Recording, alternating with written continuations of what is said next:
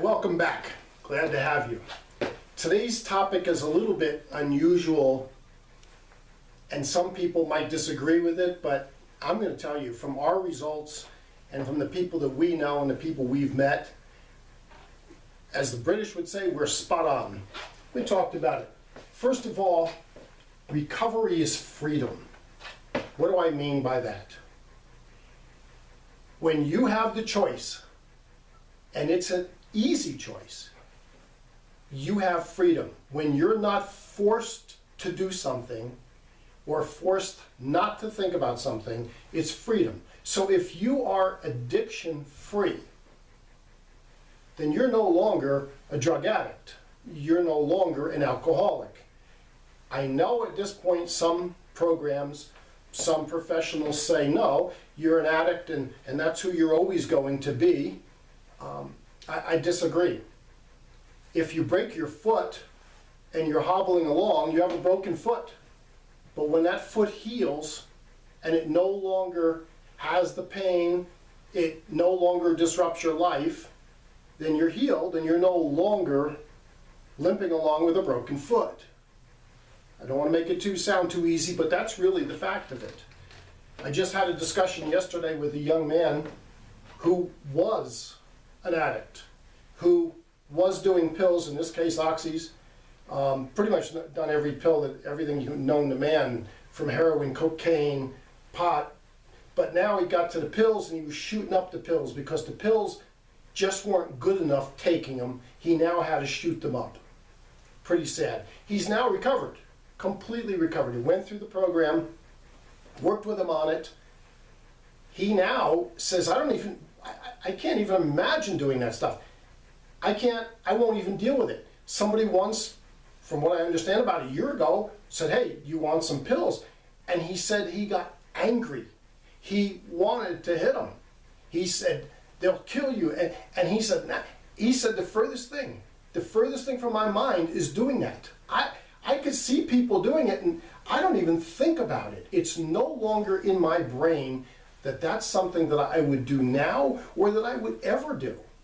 That was how he felt. That's how you should feel when you're out of your addictions. Most people get out of rehab, and it's not quite like that.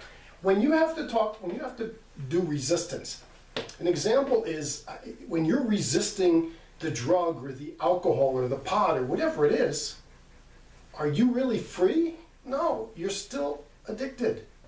You're just using willpower. And quite often, the majority of the time, willpower only works so long until you get temptation. A person said, in fact, a very good friend of mine said, I can resist all things except temptation. And I'm telling you here and now, when you recover and you have the freedom, it no longer is a temptation. That's where we've got to get to, where there is no temptation. And it's not that hard to get there.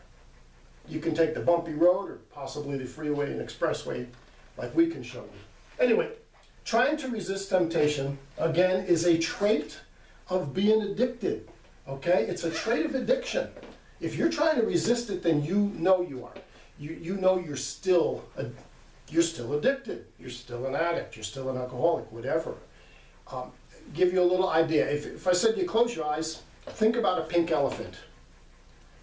See that pink elephant. Now open up your eyes and look around the room and say to yourself, don't think about a pink elephant. Don't think about a pink elephant. Don't think about a pink elephant. Don't think about a pink elephant. What are you in fact doing? You're thinking about a pink elephant. That's like saying, don't think about doing drugs. Don't think about doing drugs. Don't think about doing drugs. You're thinking about doing drugs. That's the part that we want to get you away from, and that's part of our program. That's why there's 3 very interesting steps at the very end of our program to help you with this.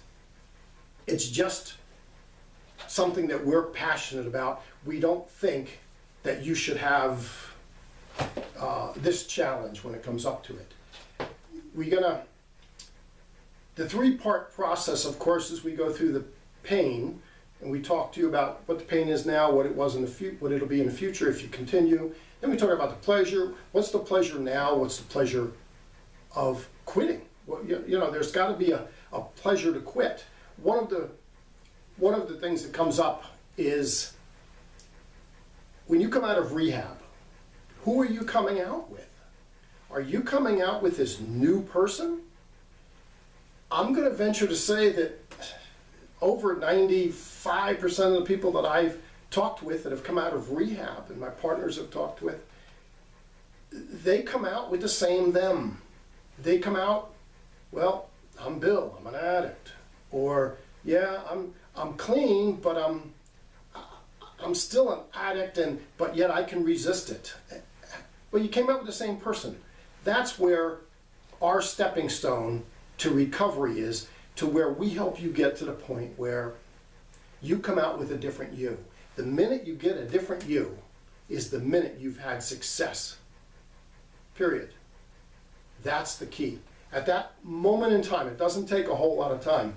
The strongest force, they say, in the human race, in the human psyche, is the need to remain consistent with who we think we are. Our brain's going to do everything like a computer would do. It's programmed to do something to reach a destination, or to make a Word doc, or whatever it's programmed for. We are programmed to remain consistent with who we think we are. Simple. If we think we're a drug addict, then we are. If we think we're an alcoholic, we are.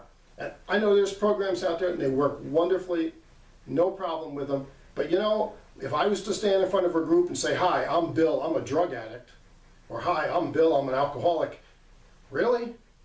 I'm still in my brain, I'm still an alcoholic? Nah.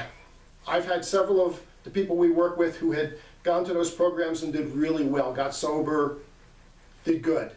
But then after a little while going back, they realized, I can't go back because I'm not going to say I'm an alcoholic or a drug addict, because I'm not. So that was kind of how they did it. The mind is so, so, so powerful, and that's what I want you to get to. That subconscious, the back of your brain, the part that sees the images, that's where we're going to go with this. One quick understanding about the mind. It'll do what it says, and it'll do what you ask it to do. Roger Bannister broke the 4-minute mile record about 30, 40 years ago. Before that, nobody could run a mile under 4 minutes, ever, period. All the sports physiologists, the doctors, everybody, the counselors, the coaches all said, if you run a mile less than 4 minutes, your heart's going to explode. You're going to die. Well, Roger Bannister didn't believe that, and he would do guided visualizations. Same thing as hypnosis, basically, same thing, just called different names. And he sat there and he visualized seeing and beating the 4-minute mile. Seeing and beating the 4-minute mile. He even knew at the quarter mile where he needed to be, at the half mile where he needed to be, 3/4 mile. He knew what he needed to be, and he knew what the time was. He ran less than a 4-minute mile. World's record. Kind of cool. But then guess what happened now? The next year, 30 plus people, I think it was 30, maybe 40, broke the same 4-minute mile record. Even some kids in high school did it. Because it was how they saw themselves. I want you to see yourself as being a winner. And I want you to see yourself as being recovered, not in recovery. I want you to see yourself as free. Not even considering, not having to resist. Major, you're not going to have to resist. Because you can't, resisting temptation is willpower, and that usually fails. I'd say 80 to 90% of the time it fails. So not resisting is what we're getting to. Thank you so much. Enjoy yourself, and God bless you. Bye-bye.